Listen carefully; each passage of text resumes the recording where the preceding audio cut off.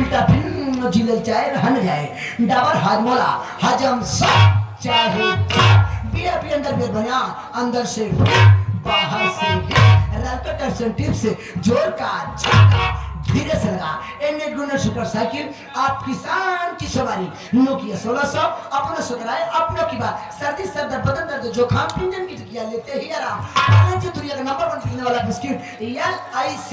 life insurance company जिंदगी के बाद भी जिंदगी के साथ भी इन सब के प्रायोजक हैं तंदुरुस्त की रक्षा करता है गांजा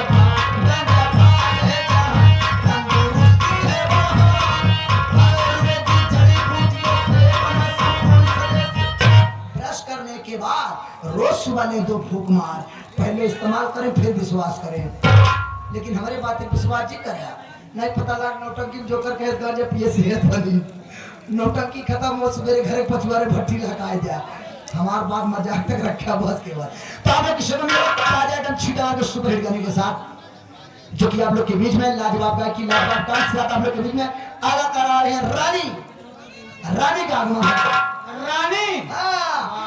1 2 3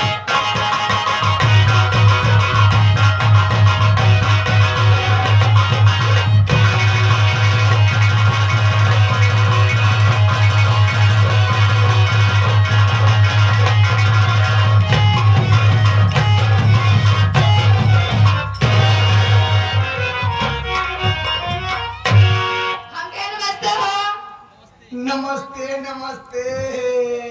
जिया जागा अमर भगवान गोले लंगड़ हुआ भगवान लड़का दे भगवती माई उठाए ले जाए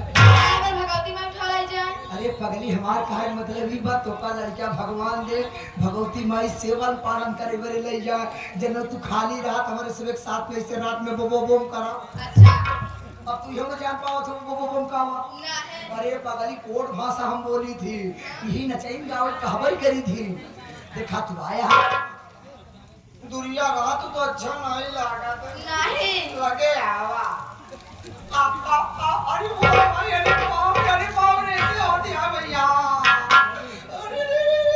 ऐसे तेरे ऊपर कैमरा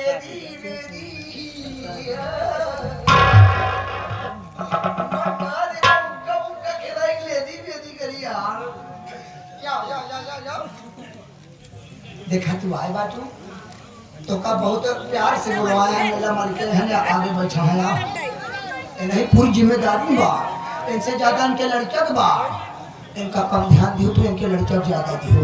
इनका ध्यान तो है माइस दिवाई दे देखा तू आया हाँ एक दाई पहले तो 2 मिनट की राह दिखावा